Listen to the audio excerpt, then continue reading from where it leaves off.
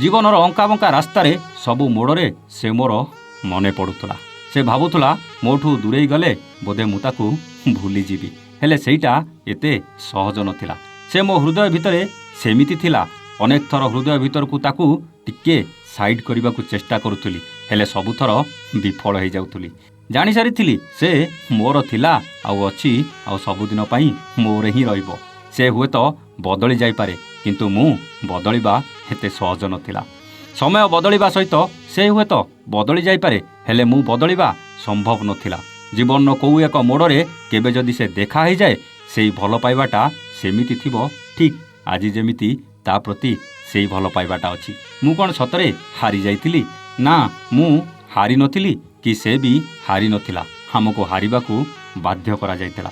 ସେ ଦୂରେଇ ଯିବାର କାରଣ ଖୋଜି ଚାଲିଥିଲି, ଆଉ ଏସବୁ ପ୍ରଶ୍ନର ଉତ୍ତର ପାଇବା ବଦଳରେ ଅଡ଼ୁଆ ସୂତା ଭଳି ଅନେକ ପ୍ରଶ୍ନ ମୋ ମନ ଭିତରେ ପଶି ଆସୁଥିଲା। ଆଉ କାହାକୁ ନିଜର କରିବାକୁ ସାହସ କରିପାରୁନଥିଲି।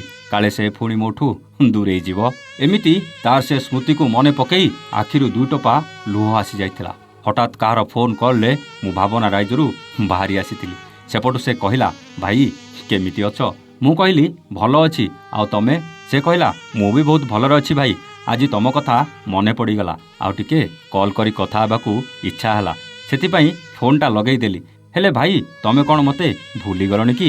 ଆଉ ଆଗ ଭଳି କଥା ହେଉନ କି କଲ୍ ବି କରୁନ? ମୁଁ କହିଲି, ମୁଁ ଗୋଟେ ଭାଇ, କେବେ କ'ଣ କେଉଁ ଭାଇ ତା ଭଉଣୀକୁ ଭୁଲି ପାରିବ? ହେଲେ ମୁଁ ଜାଣିଶୁଣି ସବୁ ସମ୍ପର୍କଠୁ ଟିକେ ଦୂରେଇ ରହୁଛି। ସେ ପଚାରିଲା, ହେଲେ କ'ଣ ପାଇଁ ଭାଇ?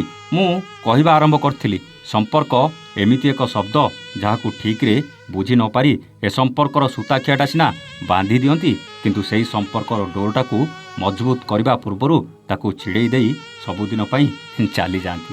ଏମିତି ମୋ ସହିତ କାହିଁକି ବାରମ୍ବାର ଘଟୁଛି ମୁଁ ଜାଣିପାରୁନି। ସେଥିପାଇଁ ନିଜକୁ ସମସ୍ତଙ୍କ ପାଖରୁ ଦୂରେଇ ରଖିବାକୁ ମନସ୍ଥ କରିଛି। ସେ ପଚାରିଲା, କିଏ ସେ ଭାଇ ଯାହା ପାଇଁ ଆଜି ତମ ଭଳି ହସ ଖୁସି ଆଉ ମଜା କରୁଥିବା ମଣିଷଟା ଏମିତି କଥା କହୁଛି?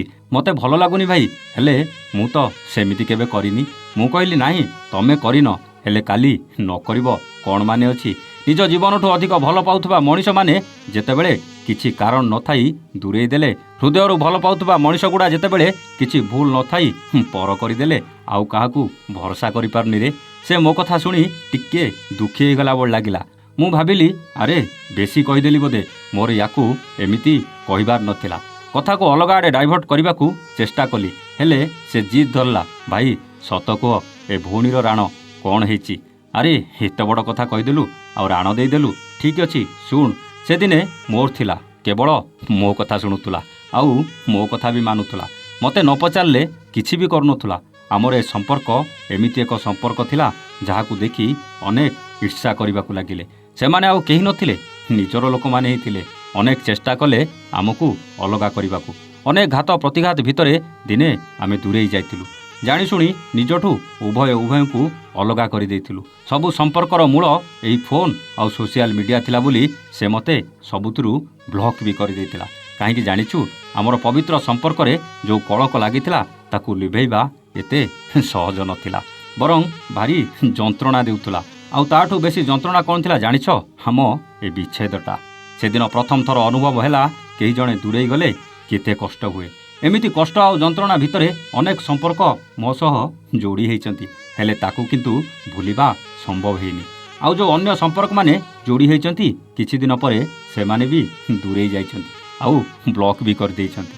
ପରେ ଯେଉଁମାନେ ଦୂରେଇ ଯାଇଛନ୍ତି ସେମାନଙ୍କ ସହିତ ସେମିତି ଖାସ୍ ସମ୍ପର୍କ ନଥିଲା, ତଥାପି ସେମାନେ ଦୂରେଇ ଯିବା ଯେତିକି ଯନ୍ତ୍ରଣା ଦେଉନଥିଲା, ସମ୍ପର୍କ କାଟିଲା ପରେ ବ୍ଲକ୍ କରିବାଟା ଭାରି ଯନ୍ତ୍ରଣାଦାୟକ ଥିଲା। ଆଉ ଜଣଙ୍କ କଥା କହିବି, ଶୁଣିବୁ ତ? ତା ସହିତ ସେମିତି କିଛି ଖାସ୍ ସମ୍ପର୍କ ନଥିଲା।